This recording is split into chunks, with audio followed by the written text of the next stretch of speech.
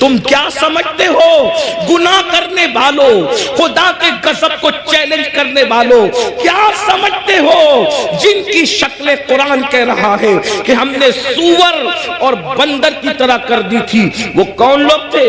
وہ پٹھان کے بچے تھے، وہ مغل کے بچے تھے، وہ شیخوں کے بچے تھے؟ کس کے بچے تھے؟ تو یہ پتا ہے کس کے بچے تھے؟ وہ مغل نہیں تھے، وہ پٹھان نہیں تھے، وہ شیخوں کے بچے نہیں تھے۔ جن کی صورت اللہ نے سور اور بندروں کی طرح کی وہ انبیاء کی اولاد میں سے تھے۔ اللہ قرآن اٹھا باضابطہ ان کا نسب پہلے بیان کیا۔ بے شک وہ بنی اسرائیل تھے، اور بنی اسرائیل کون ہے؟ اسرائیل حضرت یعقوب کا لقب ہے، اور بنی اسرائیل مطلب اولاد یعقوب، اولاد یعقوب، اللہ اکبر۔ اور اولاد یعقوب کا مطلب کیا؟ یہ بنی اسرائیل اور یعقوب علیہ السلام کا سلسلہ نسب کیا؟ یعقوب علیہ السلام کی ابا حضرت اسحاق علیہ السلام، اسحاق علیہ السلام کی ابا جان حضرت سیدنا ابراہیم علیہ السلام، یہ ہے ان کا سلسلہ نسب۔ لیکن اللہ، اب میں آپ سب کی توجہ چاہتا ہوں، اپنے بھائیوں کی بھی اور بہنوں کی بھی۔ میرے بھائیوں، جب نبی کی پیغمبروں کی اولاد گناہ کرے تو اللہ دنیا کے اندر ان کی شکل سور اور بندر کی طرح کر دے تو ہمارا کیا حال ہوگا، ہمارا کیا انجام ہوگا؟ آپ سوچتے ہیں لیکن اس دنیا میں تو کسی کی شکل سور اور بندر کی طرح نہیں ہوتی۔ میں نے کہا الحمدللہ بالکل نہیں ہوتی۔ اس کی وجہ یہ ہے کہ ان کو جو پیغمبر ملے تھے وہ اور تھے، اور ہمیں جو نبی ملا ہے وہ اور ہے۔ ہمارا نبی نبی الانبیاء ہے، ہمارے آقا سید الانبیاء ہے، ہمارے آقا محبوب خدا ہے۔ لیکن یاد رکھنا، اس کا یہ مطلب نہیں کہ محبوب کی خاطر اگر دنیا میں شکلیں نہیں بگڑ رہی ہے تو قبر میں بھی نہیں بگڑے گی، ایسا نہیں ہے۔ قبر میں شکلیں بگڑے گی۔ اللہ کے رسول علیہ السلام نے فرمایا، ہم نے شب معراج، آقا فرماتے ہم نے شب معراج جب جہنم کا مشاہدہ کیا تو ہم نے دیکھا کہ کچھ لوگوں کی شکل کتے کی طرح ہے، کچھ لوگوں کی شکل خنزیر کی طرح ہے، کچھ لوگوں کی شکل بندر کی طرح ہے۔ حضور فرماتے ہم نے شب معراج دیکھا۔ اللہ اکبر، اللہ سے ڈرتے کیوں نہیں؟ اللہ سے خوف کرتے کیوں نہیں؟ آئیے میں آپ کو بتاؤں۔ اللہ اکبر، آقا کریم رؤوف الرحیم صلی اللہ علیہ وآلہ وسلم ارشاد فرماتے ہیں کہ معراج کی شب ہم نے ایک منظر دیکھا۔ آقا فرماتے جنت کی سیر کی آقا نے اور جہنم کا مشاہدہ کیا۔ دیکھو یہ باتیں ہمیں نہیں پتا ہے، جس دن پتا چل جائے گی اس دن ہمیں احساس ہوگا، اور ہمیں یقین ہے ہماری قوم کو جب کوئی بات پتا چلتی ہے تو وہ اس پر عمل کرتے ہیں، کیونکہ اس پر قرآن کی نص موجود ہے، وَذَكِّرْ فَإِنَّ الذِّكْرَى تَنفَعُ الْمُؤْمِنِينَ، کہ مومنوں کو نصیحت کرو کہ نصیحت مومنوں کو فائدہ دیتی ہے۔ یہ اتنے نوجوان داڑھی کیوں رکھ رہے ہیں؟ یہ کسی نہ کسی خطیب کی گفتگو کا اثر ہے۔ بہت سارے جوان نماز کیوں پڑھ رہے ہیں؟ اللہ اکبر، بہت سارے علاقوں میں ہم لوگ گئے نہیں، بہت سارے دوسرے خطبہ نہیں گئے، لیکن کسی نے کہا ہمارے امام صاحب نے نماز پہ تقریر کی، ہم نمازی بن گئے، داڑھی پہ تقریر کی، ہم داڑھی رکھیں۔ تو پتا چلا یہ جلسے بالکل بھی لایانی نہیں ہے، غیر ضروری نہیں ہے۔ مومنین کو نصیحت فائدہ دیتی ہے، بس ناصح کی نیت صحیح ہونی چاہیے، اور سننے والوں کو بھی صحیح طور پر سننے کا شوق ہونا چاہیے۔ اب آئیے ذرا تھوڑا سا دل کے کانوں سے سن لے۔ آپ نے گزشتہ مہینے کے اخیر میں معراج مصطفیٰ تو سنا ہوگا، لیکن معراج کا ایک حصہ ذرا ہم سے بھی سن لے۔ اللہ اکبر، آقا کریم صلی اللہ علیہ وآلہ وسلم ارشاد فرماتے ہیں کہ معراج کی شب ہم نے کیا دیکھا؟ اللہ اکبر، جب جہنم کا مشاہدہ کیا۔ مشاہدے اور سیر میں فرق ہے، جنت کی سیر کی ہے، جہنم کا مشاہدہ کیا ہے۔ اللہ اکبر، تو فرماتے ہیں خون کا دریا تھا، پیپ کا دریا تھا، اور اس میں ایک بندہ تیر رہا تھا۔ خون اور پیپ کے کھولتے ہوئے دریا کے اندر کوئی تیر رہا ہو، تھوڑا توجہ کیجئے گا میرے پیارے آقا علیہ الصلوۃ والتسلیم کے پیارے دیوانوں، ذرا غور کیجئے گا۔ اگر اپنے آپ سے محبت ہے اور اپنے نبی کی باتوں پر یقین ہے تو یہ باتیں میری نہیں ہے، نبی کی ہے، یہ باتیں مصطفیٰ جان رحمت صلی اللہ علیہ وآلہ وسلم کی ہے۔ ذرا غور کرو، ماں اور بہنوں کی بھی توجہ چاہتا ہوں، یاد رکھنا کسی کی بھی بات میں شک کرو گے تو کوئی نقصان نہیں ہوگا، لیکن اپنے نبی کی بات میں شک کرو گے تو ایمان بھی ہاتھ سے جا سکتا ہے۔ یہ تمہارے اور میرے نبی نے فرمایا، شب معراج جہنم کا مشاہدہ ہو رہا ہے، خون کا دریا ہے، پیپ کا دریا ہے، اور وہ کھولتا کھولتا خون ہے، کھولتا کھولتا پیپ ہے، اس میں ایک بندہ ڈبکیاں لے رہا ہے، ایک بندہ تیر رہا ہے۔ جیسے ہی وہ منہ باہر نکالتا ہے، جیسے ہی وہ سر باہر نکالتا ہے، اس کے منہ میں پتھر ڈالے جاتے ہیں، جہنم کی آگ کے بنے ہوئے پتھر اس کے منہ میں ڈالے جاتے ہیں، اور اس کا منہ پھر اسی دریا میں ڈوب جاتا ہے۔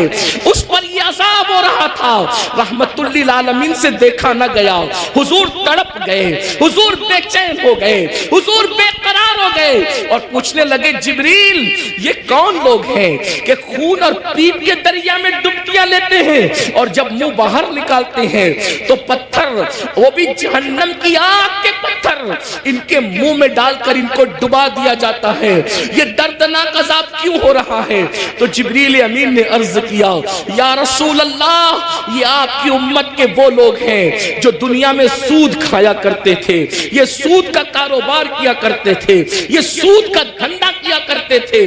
میں آپ سے پوچھنا چاہتا ہوں، دنیا ہی سب کچھ ہے، بولو اگر کسی سچے مسلمان کو یہ پتا چلے کہ سود کھانے کا انجام کیا ہے، وہ پیپ کا دریا، وہ خون کا دریا، اور خون کا دریا کیوں ہے؟ میں نے غور کیا کہ سود خوروں کے لیے پیپ اور خون کا دریا کیوں ہے، تو بہت سوچنے کے بعد مجھے یہ سمجھ میں آیا کہ سود خور لوگ قوم کا خون چوستے ہیں، قوم کا خون چوستے ہیں، ان کی غربت کا فائدہ اٹھاتے ہیں، ان کی مجبوریوں کا فائدہ اٹھاتے ہیں۔ اس لیے دیکھو قدرت نے ان کو خون اور پیپ کے دریا کی سزا دی ہے۔ اب میں آپ سے پوچھنا چاہتا ہوں، اے سود کا دھندا کر کے، اے بیاج کا دھندا کر کے، اے انٹرسٹ کا دھندا کر کے مالدار بننے والوں، ذرا غور کیجئے، کتنا بھی مال کما لوگے، تھوڑا دھیان دینا میری بات پر، کتنا بھی بڑا محل ہو، تاج محل کی طرح بھی محل بنا لو، جب آخری میں ڈاکٹر کہے گا نا کہ یہ بہت بیمار ہے، اس کے بچنے کی امید نہیں ہے، تو آپ کے بچے، ہمارے بچے کیا کریں گے؟ آپ ہو یا ہم ہو، کوئی ہو، بولو بچے کیا کریں گے؟ اٹھا کے سیدھا ہاسپٹل میں داخل کر دیں گے۔ بتاؤ جس مال کو اللہ کی نافرمانی کر کے کمایا تھا، کروڑوں روپے کا محل بنایا تھا حرام مال سے یا حلال سے بھی بنایا تھا، لیکن آخری سانسیں کہاں لے رہے ہو؟ آخری سانسیں کہاں لے رہے ہو؟ ہاسپٹل کی چار دیواری میں۔ یہی ہے نا تمہاری دنیا، جس دنیا کی خاطر اللہ کو ناراض کیا، جس دنیا کی خاطر خدا کو ناراض کیا، آخری اینڈ کیا ہے؟ آخری انجام کیا ہے؟ دنیا کے 80% لوگ ہاسپٹل میں آخری سانس لیتے ہیں، اور اکثر لوگ تو آئی سی یو میں آخری سانس لیتے ہیں۔ ہائے ہائے، قدرت کا امتحان تو دیکھو، قدرت کی سزا تو دیکھو۔ یاد رکھنا بہت کم وہ خوش نصیب ہے جو اللہ اکبر سجدوں میں جاتے ہیں، خدا کے حرم میں جاتے ہیں، تلاوت کرتے کرتے جاتے ہیں۔ 80% لوگ دوا خانوں کی چار دیواریوں میں آخری سانس لیتے ہیں۔ اللہ اکبر، میں اس پہ کوئی فتویٰ نہیں لگا رہا ہوں، میں مفتی بھی نہیں ہوں، لیکن اتنا ضرور کہوں گا، ذرا غور تو کرو، کروڑوں کی بلڈنگ پڑی ہوئی ہے اور آپ کرائے کے دواخانے کے اندر آخری سانس لے رہے ہو۔ پلنگ ہے، ہاں ہاں، کپڑوں پہ غرور کر کے خدا کو بھولنے والوں، یہ خدا کا امتحان دیکھو، اللہ کی آزمائش دیکھو، خدا کا امتحان دیکھو۔ ان عذاب ربک لواقع، ارے فرعون جس امتحان سے گزرا اس امتحان سے تم بھی گزارے جاؤ گے۔ خدا کے غضب کو چیلنج کرنے والوں اپنے کپڑوں پہ اتراتے تھے، پہنانے والے خدا پہ ناز نہیں تھا، کپڑوں پہ گھمنڈ تھا نا، کپڑوں پہ غرور تھا نا۔ کیا ہوتا ہے؟ 50,000 کا میرا ڈریس ہے، 25,000 کے اچھے کپڑے پہنو، اسلام منع نہیں کرتا، لیکن آخری میں کیا ہے؟ سارے اچھے کپڑے اتار کے گھر رکھ دیے گئے اور ہاسپٹل کے کپڑے تمہیں پہنائے گئے۔ یہ مرنے سے پہلے خدا کا امتحان ہے۔ کس دنیا سے منہ لگا رہے ہو؟ کس دنیا سے دل لگا رہے ہو؟ کس دنیا کے چکر میں اللہ کو بھولے ہو؟ کس دنیا کے چکر میں شریعت کو پیٹ کے پیچھے ڈالے ہو؟ کس دنیا کے چکر میں دین کو پیٹ کے پیچھے ڈالے ہو؟ مسلمانوں، اگر تمہیں یہ علم ہو جائے کہ دنیا کی اوقات کیا ہے، تو تم کبھی دنیا کو منہ نہ لگاؤ, دنیا سے دل نہ لگاؤ. اللہ کے رسول علیہ السلام نے ایک مرتبہ دریا کے اندر اپنی انگلی ڈبوئی اور دریا میں انگلی ڈبو کر کے باہر نکالا, اور باہر نکال کر کے فرمایا یہ میری انگلی میں جتنا پانی آیا وہ دنیا ہے, اور یہ جو سارا پانی ہے وہ آخرت ہے. اب بتائیں قطرے کو لے کر کے سمندر کو چھوڑنے والے نادانوں, دراصل علم نہیں ہے. اگر ہمیں علم ہوتا تو پتا چلتا والآخرت خیر وابقا, آخرت بہتر بھی ہے, آخرت باقی رہنے والی بھی ہے, دنیا باقی رہنے والی ہے ہی نہیں. اور دنیا تو کہتے اسے ہیں جو ادنا کی بھی تصغیر ہے, جو ادنا سے بھی گری ہوئی کو دنیا کہتے ہیں. ادنا کا مطلب سمجھتے ہیں نا, ادنا کا مطلب چھوٹا, اور دنیا دنیا اور اس سے بھی گری ہوئی. جس کا نام ہی دنیا ہو حقیر. لیکن یہ پتا ہم سمجھتے دنیا کوئی بڑی چیز ہے, ارے نادان دنیا کہتے ہی حقیر کو ہے. ایسی حقیر کہ اس سے زیادہ کوئی حقیر نہ ہو, جیسے بہتر بہتر بہترین, فضل افضل. درجات بڑھتے ہیں نا, جب تفضیل کے ساتھ بات ہوتی ہے تو پھر درجات بڑھتے ہیں, ایسے ہی جب تصغیر کے ساتھ بات ہوتی ہے تو پھر درجات گھٹتے ہیں نا. تو دنیا تصغیر ہے کیا, یہ اتنی حقیر ہے کہ اس سے بڑھ کر کوئی حقیر نہیں. لیکن ہمارے پاس یہ بھی علم نہیں ہے, دنیا دنیا بھی کہتے ہیں اور اس پر قربان بھی ہوتے ہیں. پتہ ہی نہیں ہے کہ حقیر پہ قربان نہیں ہوا جاتا. ارے جب فقیر پہ قربان نہیں ہوتے تو حقیر پہ کیسے قربان ہوتے ہیں؟ اگر قربان ہونا ہے تو اس پر قربان ہو جاؤ جس نے دنیا بھی پیدا کیا, آخرت بھی پیدا کیا. یزید دنیا پہ قربان ہوا, ختم کر دیا گیا. حسین دین پہ قربان ہوئے, آج حسین پاک کا ذکر بھی باقی ہے, ان کی نسل بھی باقی ہے. نعرہ تکبیر دنیا کی خاطر, یا رسول اللہ, دنیا کی خاطر, یا رسول اللہ, یا علی, یا علی زندہ باد. دنیا کی خاطر ماشاءاللہ. اس نے دین کو پیٹ کے پیچھے ڈالا, اس کی نسل بھی مٹی, اس کی قبر بھی مٹی, اس کا دربار بھی مٹا, اس کا نام بھی مٹا. یہ تو ہم حسینیوں کا احسان ہے کہ بطور مذمت اس کا نام لے لیتے ہیں تو کہیں کہیں وہ یاد آ جاتا ہے. اگر ہم بطور مذمت جیسے شیطان کا نام آتا ہے اعوذ باللہ من الشیطان الرجیم کے طور پہ, اللہ اکبر, اگر اس طریقے سے اس لانتی کا نام نہ لے تو کبھی لوگ اس کو یاد بھی نہ کریں. یہ تو ہم حسینیوں کا احسان ہے کہ مذمت کے اعتبار سے کہیں نہ کہیں وہ یاد آتا ہے. یہ ہے دنیا. اب اسی دنیا میں غرق ہو رہے ہو, اسی دنیا میں ڈوب رہے ہو. تو آقا ارشاد فرماتے ہیں ہم اور آگے بڑھے. توجہ فرمائے, آپ توجہ تو بہت اچھی کر رہے ہیں ماشاءاللہ, لیکن مزید غور کریں. آقا فرماتے ہیں ہم اور آگے بڑھے تو ہم نے کیا دیکھا, کچھ مرد اور عورتیں ہیں جن کی چمڑیاں آگ کی کینچی سے کاٹی جا رہی ہے. بس میں بات طویل نہیں کروں گا اور ختم بھی کر دوں گا وقت پہ, کیونکہ ہم 1 گھنٹہ لیٹ چل رہے ہیں اور مجھے دوسرے پروگرام کی طرف, رات کے پروگرام کی طرف جانا بھی ہے. لیکن غور سے سن لیں, معراج کا یہ بھی حصہ ہے. فرمایا کیونکہ معراج میں حضور اللہ فرماتا ہے لِنُرِيَهُ مِنْ آیَاتِنَا, ہم نے ان کو اس لیے سیر کرائی مسجد حرام سے مسجد اقصی تک تاکہ ہم ان کو اپنی نشانیاں دکھائیں. یہ نبی کا دیکھنا ہے, نبی کا دیکھنا ہے. جہنم میں لوگ بعد میں جائیں گے, نبی پہلے دیکھ رہے ہیں.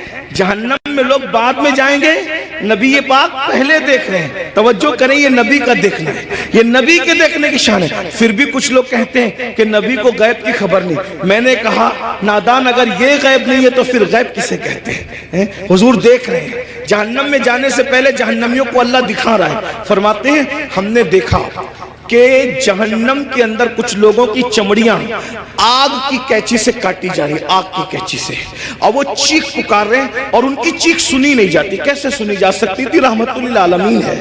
حضور فرماتے ہیں جہنم کی آگ کی کینچیوں سے چمڑیاں کٹ رہی تھی. اس پہ ذرا دھیان دینا, دنیا کی آگ نہیں اور دنیا کی کینچیاں بھی نہیں, جہنم کی آگ, جہنم کی کینچی اور چمڑیاں کٹ رہی, وہ چلا رہے ہیں. میں نے پوچھا جبریل یہ کون لوگ ہیں؟ اس میں مرد اور عورتیں ایک ساتھ تھے، وہ ننگے تھے، مرد اور عورتیں ایک ساتھ تھے، ننگے تھے، ان کی چمڑیاں کٹ رہی تھی آگ کی قینچی سے اور چلا رہے تھے۔ پوچھا جبریل یہ کون ہے؟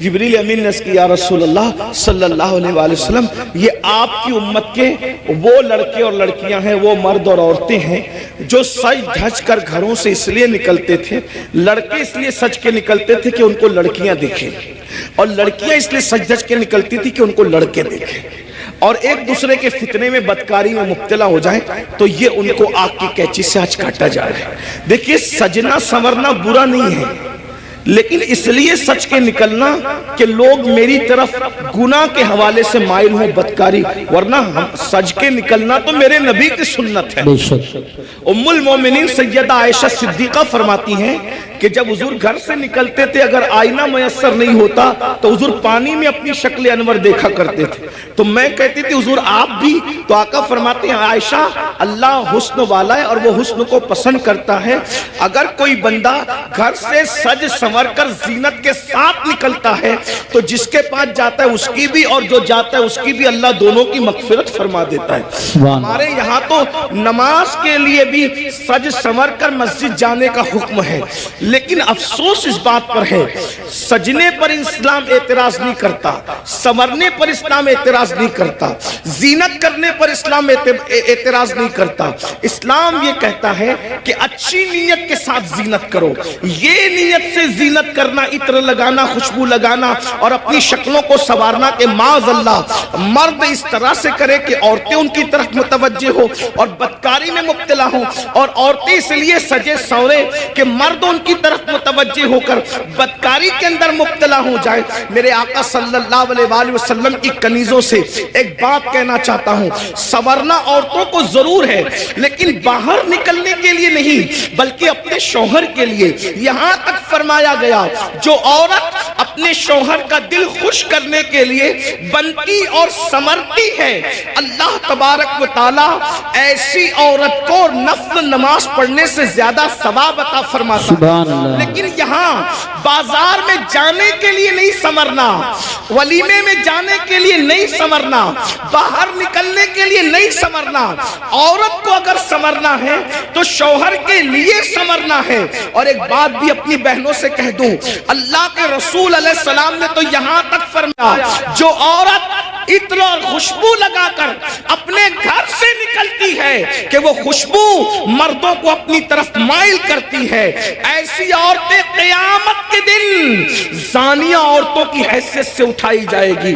اللہ اکبر، زناکار عورتوں کی حیثیت سے اٹھائی جائے گی۔ عورتوں کو باہر نکلتے وقت تو خوشبو بھی نہیں لگانا چاہیے اور برقع بھی ان کو ایسا پہننا چاہیے کہ اتنا ڈھیلا ڈھالا برقع ہو کہ ماں اللہ اکبر کہ پہننے والی عورت جو ہے وہ اس کا جسم چھوٹا ہے یا بڑا ہے، اس کا جسم دبلا ہے یا موٹا ہے، اس بارے میں کسی کو اندازہ نہ ہو۔ اتنے ڈھیلے اور اتنے بھدے کپڑے پہننے چاہیے برقعے کے حوالے سے۔ لباس اچھا پہنو لیکن برقعے کا کپڑا بھدا ہو، برقعے کا کپڑا چمکیلا نہ ہو، برقعے پہ ڈیزائن نہ ہو۔ امام غزالی رحمت اللہ علیہ نے آج سے 900 سال پہلے فتویٰ دیا تھا کہ ڈیزائن والا برقع پہننا جائز نہیں ہے۔ 900 سال پہلے عورتوں کو ڈیزائن والا برقع پہننے سے منع کر دیا گیا، اور آج تو برقعے کے ڈیزائن تو دیکھو کہ معاذ اللہ جو نہیں دیکھنے والا وہ بھی دیکھنے لگے۔ یہ کیفیت ہے، یہ حالات ہیں۔ اس لیے میں اپنی بہنوں سے کہوں گا دیکھو یہ دنیا ہے بہنوں، یہ دنیا ہے، ایک جملے کے لیے اپنی آخرت برباد مت کرو۔ یہی ایک جملہ نا کہ سہیلیوں میں بند سمر کے جاؤں گی تو سہیلیاں کہے گی تو کتنی اچھی لگ رہی ہے، بس ایک جملہ، اس ایک جملے پہ اپنی آخرت خراب کر رہی ہو، اس ایک جملے کو سننے کے لیے اپنی آخرت برباد کر رہی ہو۔ میری بہنوں کون کیا کہے گا؟ سہیلیاں اتنا کہے گی، رشتہ دار کی عورتیں اتنا کہے گی تو کتنی اچھی لگ رہی ہے، اور بڑھ کر ایک لمبی گالی بھی دے دے گی کہ تو بالکل ہیروئن کی طرح لگ رہی ہے۔ میں سمجھتا ہوں کہ ہم کو کوئی ہیرو یا ہیروئن کہے اس سے بڑی کوئی گالی مجھے نہیں لگتی۔ کیوں؟ اس لیے کہ ہیرو ہیروئن کون ہے؟ یہ وہ لوگ ہیں جو اسکرین کے سامنے آ کے زنا کرتے करते हैं, जी। ये नाचते हैं। तो किस कोई हमको नचनिया, भाई अगर कोई कहे कि तू मौलाना लग रहा है, तो मौलाना का मतलब क्या? इल्म वाला। मौलाना का मतलब क्या? शरीफ। मौलाना का मतलब क्या? नमाजी। मौलाना का मतलब क्या? मुत्तकी, परहेजगार। अब अगर कोई कहे कि तू तो हीरो लग रहा है, कि तू हीरोइन लग रही, तो आप मुझे बताएं कि वो लोग क्या क्या करते हैं। मैं किसी से नफरत नहीं करने की बात कर रहा हूं, मैं कोई नफरत की बीज नहीं बोलने आया हूं, लेकिन एक बात कहता हूं, स्क्रीन पर आकर के जिना करते हैं कि नहीं करते? फाहिशा औरतों से भी ज्यादा गंदे ये लोग हैं कि फाहिशा औरतें तो छुप करके घरों में जिना करवाती हैं, लेकिन ये तो स्क्रीन पर आकर के जिना करते हैं, कैमरे के सामने आकर जिना करते हैं, बदकारियां करते हैं, और तुम खुश होते हो कि मुझे तो ये कहा जा रहा है। फिल्मी अदाकारा से तशबीह दी जा रही, मैं कितनी अच्छी लग रही हूं, मेरी बहन ये गाली, ये गाली। और सुन लो, एक ऐसा गंदा जुमला सुनने के लिए तुम अपने नबी को नाराज कर रहे हो, तुम अपने खुदा को नाराज कर रहे हो। अल्लाह अकबर। इसलिए मेरी गुजारिश है, ये दुनिया हमेशा नहीं रहने वाली, ये दुनिया ने हमेशा नहीं रहना, दुनिया ने खत्म होना है। बल्कि दुनिया जब खत्म होगी हमारी जिंदगी तो दुनिया खत्म होने से पहले ही खत्म हो जाएगी। और बुजुर्गों ने फरमाया, कयामत जब आएगी जरूर आएगी, लेकिन उसकी कयामत तो उसी दिन आ गई। कब आ गई उसकी कयामत? जिस दिन हमारी रूह का रिश्ता हमारे जिस्म से टूट गया, जिस दिन हमारा इंतकाल हो गया, उसी दिन हमारी कयामत आ गई। अब हम आखिरत की तैयारी नहीं कर सकते। मैं अपनी बहनों से पूछना चाहता हूं और आपसे भी कहना चाहता हूं, कभी कभी तसव्वुर किया, अपनी कब्र का तसव्वुर किया? एक दिन हम कब्र में जाएंगे, जरूर जाएंगे, कब्र के अंदर दाखिल होंगे, जरूर दाखिल होंगे। सोचो तो सही, वहां का अंधेरा सोचो। जाना तो है, उसका कोई इनकार कर सकता है? नहीं कर सकता। जाना तो है, कब्र में अंधेरा है, करवट बदलने के लिए भी जगह नहीं है, वहां कीड़े हैं, वहां मकोड़े हैं, वहां सांप है, वहां बिच्छू है, कोई बचाने वाला नहीं, कोई मदद करने वाला नहीं, कोई मददगार नहीं।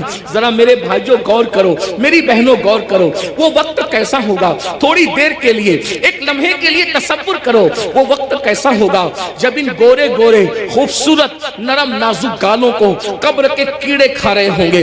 कब्र के कीड़े जब इनको खा रहे होंगे, उस वक्त कैफियत क्या होगी? हाँ हाँ, ये आंखें जिस पर गुरूर और तकब्बुर और घमंड करते हो, इन आंखों को कब्र के कीड़े पी चुके होंगे, इसके आंसू पी चुके होंगे, इसके दीदे पी चुके होंगे। और अल्लाह अकबर, ये जिस्म, ये नरम और नाजुक जिस्म जिस पे बड़ा घमंड है इंसान को, इसकी चमड़ी, इसका गोश्त, हड्डियां सब कब्र के कीड़े चट कर जाएंगे।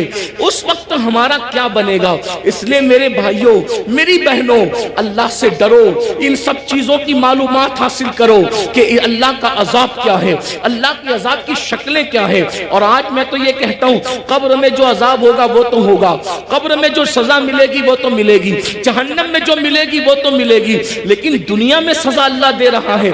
आज दुनिया के 90% लोग जो है बेचैन है, बेकरार है, मुस्तरिब है, वो लोगों को सुकून नहीं है। सब कहते हैं हजरत सुकून नहीं है, कोई कहता है अल्लाह हजरत सब कुछ है, सुकून नहीं है, कोई कहता है बेटी को रिश्ता नहीं है, कोई कहता है औलाद नहीं है। जिसको औलाद है फरमा बरदार नहीं है, फरमा बरदार है उनको नौकरियां नहीं है, घर में रोजी रोटी का मसला है। हर मुसलमान नहीं बल्कि हर इंसान किसी न किसी मसले में उलझा हुआ है। ये मसले क्या है? ये मसले नहीं है, ये मसले जो है अल्लाह के अजाब की एक शक्ल है। अल्लाह ने बतौर अजाब मुसल्लत किया है। बेटी को रिश्ता नहीं आता, ये अल्लाह के अजाब में से एक अजाब हो सकता है। याद रखना, रोजी के लिए दर दर भटक रहे हो, खुदा के अजाब में से एक अजाब हो सकता है। सोते हो, नींद नहीं आती, नींद की गोलियां लेकर भी सोते हो, फिर भी नींद नहीं आती, अल्लाह के अजाब में से एक अजाब की शक्ल हो सकती है। औलाद नाफरमान है, माँ बाप को गालियां दे रहे हैं, माँ बाप को घर से निकाल रहे हैं, माँ बाप को जलील कर रहे हैं, माँ बाप को रुस्वा कर रहे हैं। ये सब क्या है? अल्लाह के अजाब में से एक अजाब है। इसलिए अल्लाह की नाफरमानी करोगे तो यही होगा। बहरहाल आखिरी बात के तौर पे अर्ज कर रहा हूं, फिर आका इरशाद फरमाते हैं, हम लोग और आगे बढ़े। जब जहन्नम का मुशाहिदा किया तो हमने देखा कि कुछ ऐसे लोग हैं जिनके होंठ आग की कैंची से काटे जा रहे हैं, आग की कैंची से होंठ काटे जा रहे हैं। मैंने पूछा जिब्रील ये कौन लोग हैं? तो जिब्रील अलैहिस्सलाम ने अर्ज़ की, या रसूल अल्लाह, ये आपकी उम्मत के वो उलमा हैं, वो मुकर्रिर लोग हैं जो कौम में फितना फैलाने की बात करते थे, कौम में ऐसी बात करते थे कि कौम में फितना फैले। आज इनके होंठ काटे जा रहे हैं। और एक हदीस में ये भी आया है कि ये वो मुकर्रिर लोग हैं, ये वो उलमा लोग हैं जो लोगों को तो नेक काम का हुक्म देते थे मगर खुद नहीं करते थे। قرآن کہتا ہے لما تقولون ما لا تفعلون، وہ کیوں کرتے ہو جس پر خود عمل نہیں کرتے۔ اب یہاں یہ بات دھیان سے سن لے، غور سے سن لے، آخری بات کے طور پہ کن مقرروں کے ہونٹ کاٹے جا رہے ہیں آگ کی کیچی سے؟ جو لوگ امت میں ایسی بات کرتے تھے لڑانے کی، امت کو ڈیوائیڈ کرنے کی، امت میں فتنہ پیدا کرنے کی، آج دیکھ لیجئے بہت سارے مقرر ایسے دنیا میں ملیں گے آپ کو جو امت میں آتے ہیں بانٹنے کی بات کرتے ہیں، تقسیم کرنے کی بات کرتے ہیں۔ امت کے جو متفق علیہ مسائل ہیں اس سے ہٹ کر کے نئی باتیں چھیڑتے ہیں۔ مثال کے طور پہ 1857 سے پہلے پوری امت جو ہے وہ ہندوستان کے اندر پوری قوم جو ہے اس بات پر متفق تھی کہ اللہ نے اپنے نبی کو غیب کا علم عطا فرمایا، لیکن نئی بات لائی گئی اور قوم کو لڑایا گیا، اور یہ بات کہی گئی کہ نبی کو تو دیوار کے پیچھے کی خبر نہیں ہے، ایک نئی بات کر کے قوم کو لڑایا گیا، امت میں انتشار پیدا کیا گیا۔ اسی طرح 1857 سے پہلے اس ملک ہندوستان میں پوری قوم کا عقیدہ تھا کہ نبی زندہ ہے، نبی ہماری جانوں سے زیادہ قریب ہے، بلکہ قسمیں اٹھا کر مسلمان کہتا تھا تو زندہ ہے واللہ، تو زندہ ہے واللہ، میری چشم عالم سے چھپ جانے والے۔ لیکن یہ بدترین علماء، وہ اللہ اکبر بدعتی علماء، وہ بدترین خلق ہے، اللہ اکبر، وہ بدترین خطبہ جنہوں نے یہ بات پھیلائی کہ معاذ اللہ نبی مر کر مٹی میں مل گئے، قوم کو لڑایا کہ نہیں لڑایا۔ اسی طریقے سے آج بھی کچھ لوگ یہ کام کر رہے ہیں کہ اللہ اکبر صحابہ اور اہل البیت کی عقیدے پر، یعنی صحابہ کی محبت اور اہل البیت کی محبت پر پوری دنیا کے لوگ قائم ہیں، پوری دنیا کے مومنین قائم ہیں، لیکن ایک طبقہ مقرروں کا ایسا ہے کہ وہ اللہ اکبر اہل البیت کی محبت کے نام پر صحابہ کو تان کرتا ہے اور قوم کو لڑاتا ہے، اور کچھ لوگ ایسے ہیں جو صحابہ کی محبت کے نام پہ اہل البیت کو تان کرتے ہیں اور امت کو لڑاتے ہیں۔ یاد رکھنا آج قوم کے ساتھ جو کھلواڑ کرنا ہو کر لو، لیکن آخر موت ہے، موت، مرنا سب کو ہے، عوام کو بھی اور خطبہ کو بھی۔ اس لیے خدا کے لیے آپ سے بھی کہتا ہوں ایسے لوگوں کا علیہ کار نہ بنو جو صحابہ کے نام پر اہل بیت پہ سوالیہ نشان کھڑا کرتے ہیں، اور ایسے لوگوں کا بھی علیہ کار نہ بنو جو اللہ اکبر اہل البیت کے نام پر صحابہ کو گالیاں دیتے ہیں۔ واللہ صحابہ ہماری ایک آنکھ ہے اور اہل بیت ہماری دوسری آنکھ ہے، ہم دو آنکھ والے ہیں، اور ہمارے ایک ہاتھ میں صحابہ کا دامن ہے اور ایک ہاتھ میں اہل البیت کا دامن ہے۔ اللہ اکبر، صحابہ وہ ہیں جنہوں نے اسلام پھیلایا ہے، اور اہل بیت وہ ہیں جنہوں نے اسلام بچایا ہے۔ ہم پھیلانے والوں کا بھی احسان مانتے ہیں اور بچانے والوں کا بھی احسان مانتے ہیں۔ نعرہ تکبیر، نعرہ رسالت، مسلک اعلی حضرت، نعرہ تکبیر، حضرت علامہ مولانا۔ جہاں ہم کربلا کی جنگ کو بھول نہیں سکتے کہ وہ اسلام بچانے کی جنگ تھی، وہی ہم بدر اور احد کو بھی بھول نہیں سکتے کہ وہ اسلام پھیلانے کی جنگ تھی۔ جہاں ہم کربلا کے فاقہ کشوں کو نہیں بھول سکتے، وہی ہم بدر و احد کے فاقہ کشوں کو بھی فراموش نہیں کر سکتے۔ کربلا والوں کو رسول اللہ نے اپنے کندھوں پہ اٹھایا ہے، تو بدر و احد اور خندق اور خیبر والوں کے لیے قرآن کہتا ہے وَالْعَادِيَاتِ دَبْحًا فَالْمُورِيَاتِ قَدْحًا۔ اے محبوب، جو تیرے پیچھے گھوڑے دوڑاتے ہیں اور ان کے گھوڑوں کی ٹاپوں سے جو دھول نکلتی ہے، ہم ان گھوڑوں کی ٹاپوں سے نکلنے والے دھول کی بھی قسم اٹھاتے ہیں۔ جن کے گھوڑوں کے پیروں سے لگنے والی دھول اتنی قیمتی ہے کہ اللہ اس کی بھی قسم قرآن میں اٹھاتا ہے۔ قرآن تو پڑھو نا، قرآن تو پڑھو۔ صحابہ کو کیا سمجھو گے؟ ارے صحابہ کا گھوڑا اتنا قیمتی ہے کہ اس کے پیر سے جو مٹی لگتی ہے اور اس سے جو دھول اڑتی ہے، اللہ اس دھول کی قسم کی بھی اور اس دھول کی بھی قسم اٹھا کر کے بتاتا ہے جس کے گھوڑوں کی ٹاپ سے لگنے والی دھول ہمارے نزدیک اتنی قیمتی ہے تو صحابہ کا گھوڑا کتنا قیمتی ہوگا، اور جب وہ صحابی کا گھوڑا قیمتی ہے تو اس میں بیٹھنے والا صحابی کتنا قیمتی ہے۔ سبحان اللہ، سبحان اللہ۔ ذرا غور کیجئے، اس لیے ایمان بچانا ہے تو اعتدال کے مسلک پہ رہیے، اور یہ فکر اعتدال 14ویں صدی میں جن علماء نے دی ہے اس کے سردار کو امام اہل سنت کہتے ہیں، اور وہ اہل سنت کا امام کہتا ہے اہل سنت کا ہے بیڑا پار، اصحاب حضور نجم ہے اور ناؤ ہے، اطرت رسول اللہ کی۔ تو وہ خطبہ جو فتنہ پھیلاتے ہیں وہ یہ بھی کہتے ہیں بھئی مزار پہ کیوں جاتے ہو؟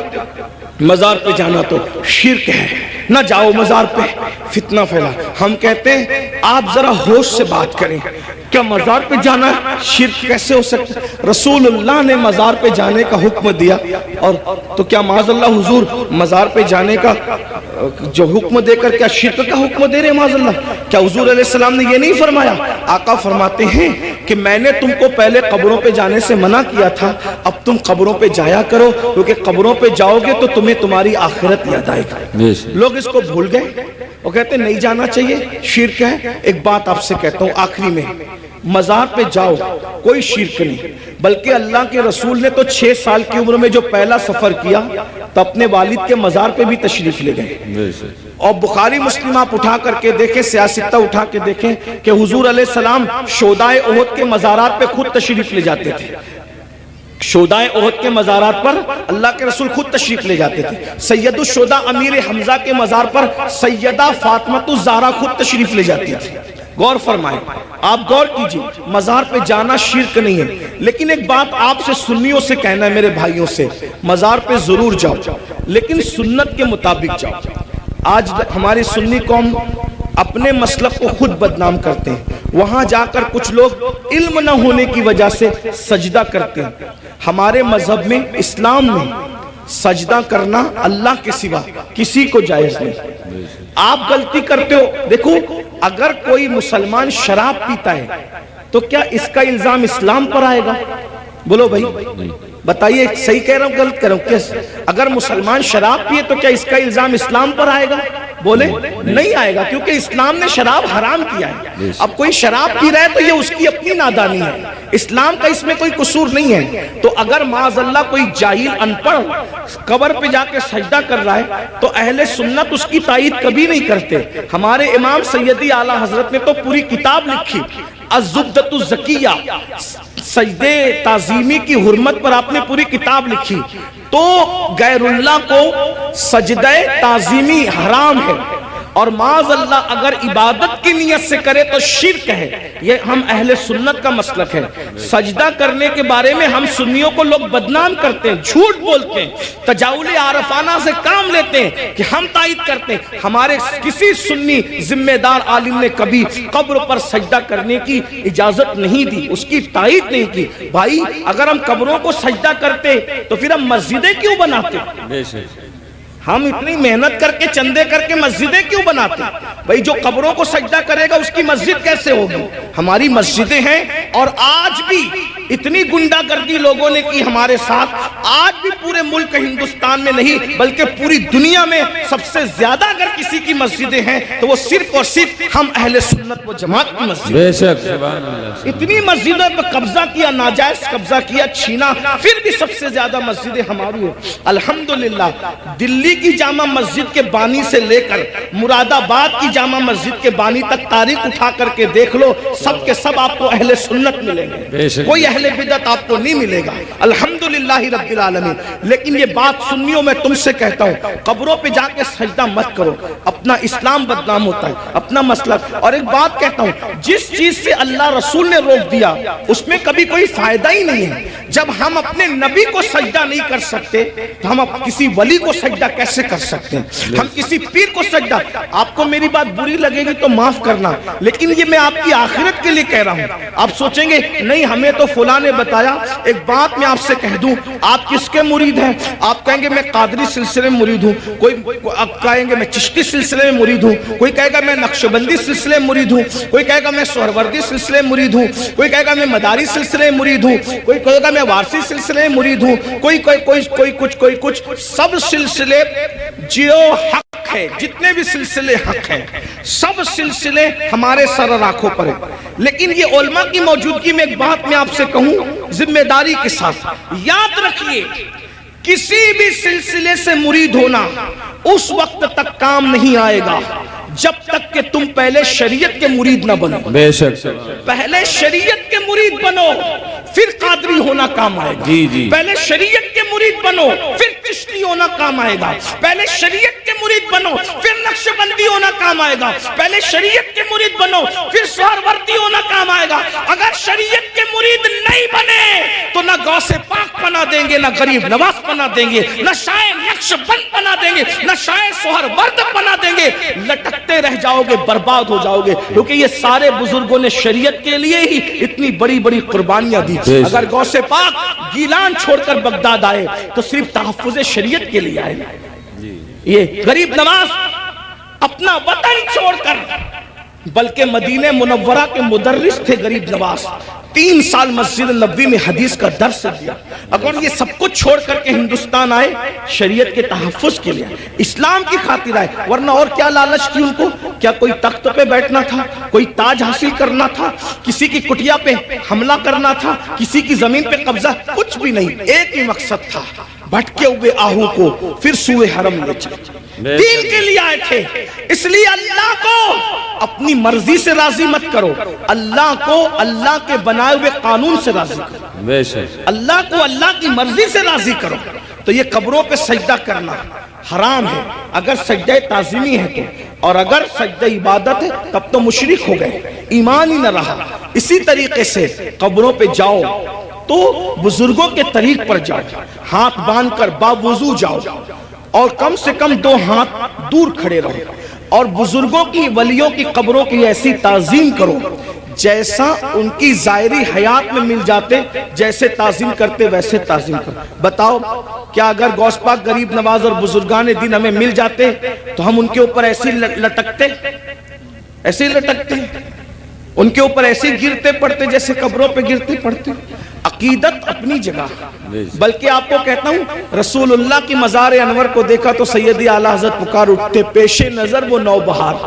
کیا بات ہے. پیش نظر وہ نو بہار مگر سجدے کو دل ہے بے قرار. عاشق تھے نا، عاشق تھے نا، یار کا جلوہ دیکھا کہنے لگے سجدے کو دل ہے بے قرار. مگر عاشق ہو کر بھی ادب کا دامن ہاتھ سے نہ چھوٹے، شریعت کا دامن ہاتھ سے نہ چھوٹے. فوراً کہتے ہیں مگر کیا کروں؟ روکیے، سر کو روکیے. ہاں یہی امتحان. کیا بات ہے، یہ امتحان ہے ہمارا. اس لیے اب ایک بات کہہ دوں، کڑوی لگے تو معاف کرنا. جن کو سجدہ کرنا حرام ہے وہاں جا کے سجدے کرتے ہو، اور جس کو سجدہ کرنے کا حکم ہے اس کو سجدہ نہیں کرتے. دیکھ لیں ہماری قوم کا حال دیکھیں.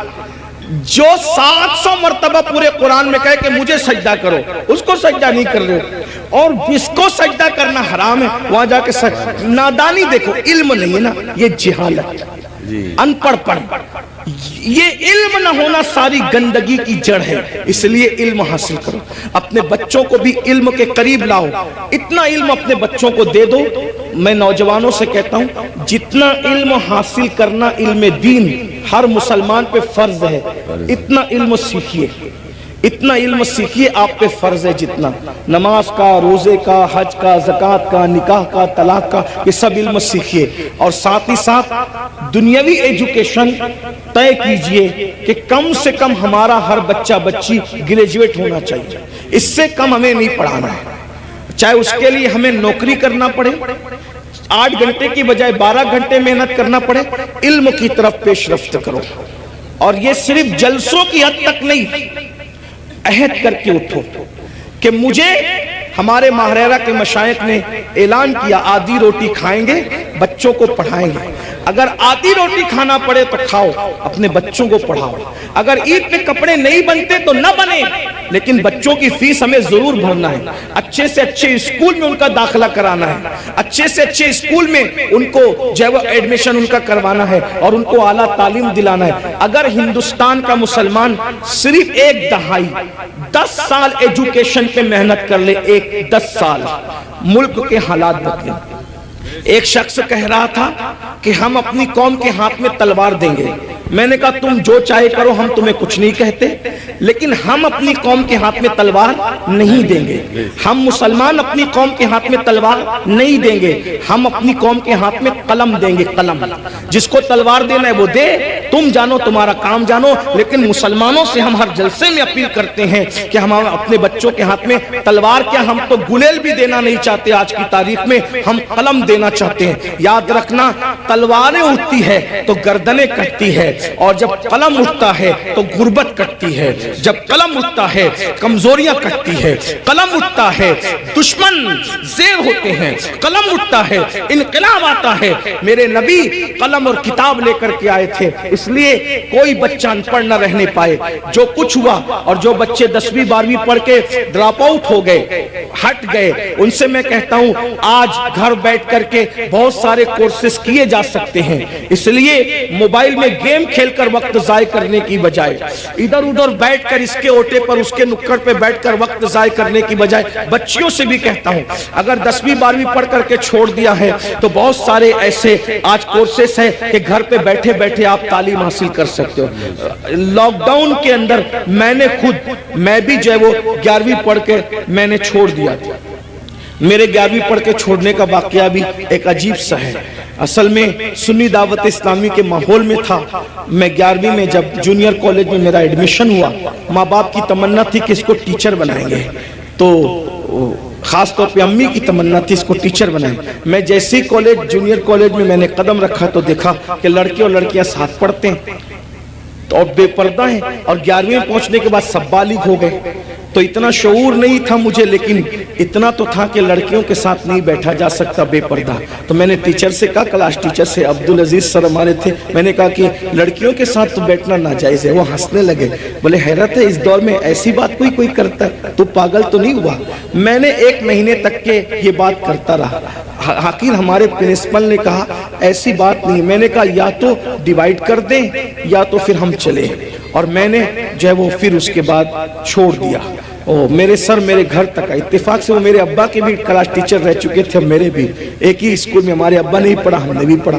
تو وہاں پر وہ آئے، کہا کہ ابا، وہ کہا کہ تیرے بیٹے کو سمجھا کہ یہ پاگل تو نہیں ہوا ہے؟ میں نے کہا کچھ بھی ہو میں نے نہیں پڑھنا، شریعت نے منع کیا۔ حالانکہ آپ ایسا نہیں کرنا، علماء سے آپ پوچھنا، علماء آپ کو بتائیں گے حالات کے تحت معاملات ہوتے ہیں، لیکن اس وقت ماحول ایسا تھا ہمارا سنی دعوت اسلامی کا ماحول، تقوی کا، پرہیزگاری کا۔ اب تو ہم متقی نہیں ہیں، وہ پرہیزگاریاں ہی نہیں ہیں، لیکن بہرحال تو وہ ماحول تھا، تو ہم نہیں گئے پھر۔ لیکن میرے عزیز ساتھی، میرے بڑے بھائی کی طرح، وہ بھی ایک اسکول کے پرنسپل ہے اور ہماری سنی دعوت اسلامی کے رکن شورا ہیں، قاری رضوان خان صاحب، اس نے کہا کہ پڑھ لے بھائی ورنہ ایسے ہی رہ جائے گا۔ میں نے کہا اگر میں اچھی نیت سے اللہ کی شریعت کے لیے چھوڑ رہا ہوں تو اللہ اس کا صلہ مجھے دے گا، اور اللہ نے مجھے صلہ یہ دیا کہ آج میں ایک English medium school and junior college کا چیئرمین ہوں، الحمدللہ، اور تقریباً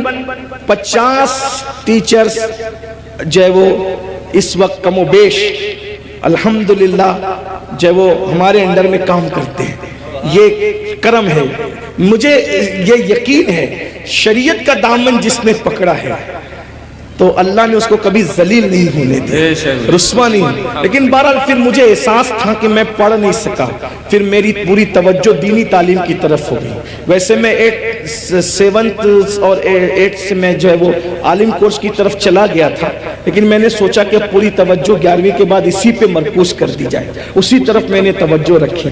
لیکن پھر مجھے احساس تھا کہ میں نے دنیاوی تعلیم کو بھی آگے بڑھا، تو لاک ڈاؤن کا فائدہ اٹھاتے ہوئے پھر میں نے ایم اے کے اندر ایڈمیشن لیا ابھی، ہاں الحمدللہ، ہاں، اور اس کے پہلے اگزام میں شرکت کا پروگرام تھا اور اس کی تاریخ اور حج کی تاریخ سیم ہو گئی تو نہیں دے سکا، لیکن بہرحال میں نے اس طرف پیش رفت کی، اور انشاءاللہ تو آپ سے بھی میں کہتا ہوں، میں یہ آپ کو ہی کہہ کے جا رہا ہوں نہیں، میں آپ سے، میں نے خود بھی اس پر عمل کیا ہے الحمدللہ، اور میں انشاءاللہ تعالیٰ اس کی کوشش کروں گا کہ 1 سال میں اس کی تکمیل کروں جو رہ گیا ہے۔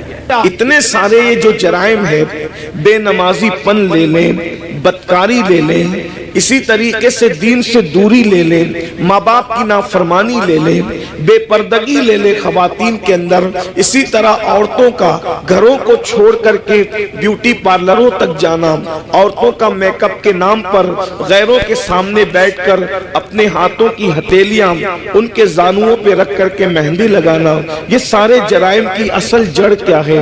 تو مجھے جو سب کچھ سمجھ میں آتا ہے مختصر میں وہ یہ کہ ہماری قوم کے پاس جو علم ہونا چاہیے، جو ایجوکیشن ہونا چاہیے، جو معلومات ہونی چاہیے، وہ ان کے پاس نہیں ہے۔ ہماری قوم بے راروی کا جو شکار ہے، اس کی سب سے بڑی وجہ یہ ہے کہ ان کے پاس علم نہیں ہے، ان کے پاس تعلیم نہیں ہے۔ یاد رکھیے ساری برائیوں کی جڑ علم کا نہ ہونا ہے، تعلیم کا نہ ہونا ہے۔ جب بھی کسی قوم کے پاس علم نہیں ہوتا تو وہ قوم بے راروی کا شکار ہوتی ہے۔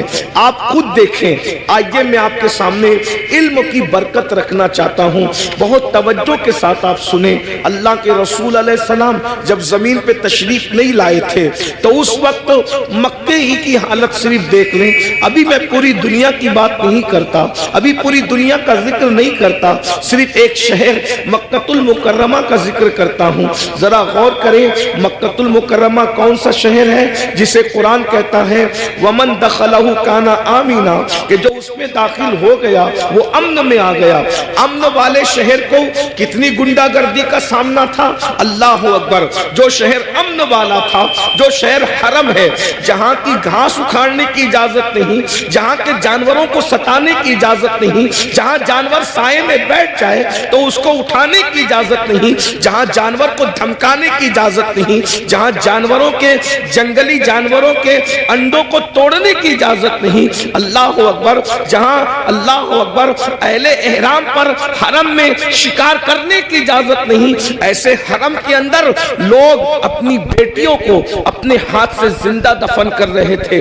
حدود حرم کے اندر، بالکل حرم کے سامنے، ایک تو حرم وہ ہے، ایک تو حرم وہ ہے جس کو اللہ و رسول نے حرم کے طور پر حدود مقرر کی ہے، لیکن ایک تو مسجد حرام ہے، یعنی حرم میں بھی جو بہت اعلیٰ درجہ رکھے اسے مسجد حرام کہتے ہیں۔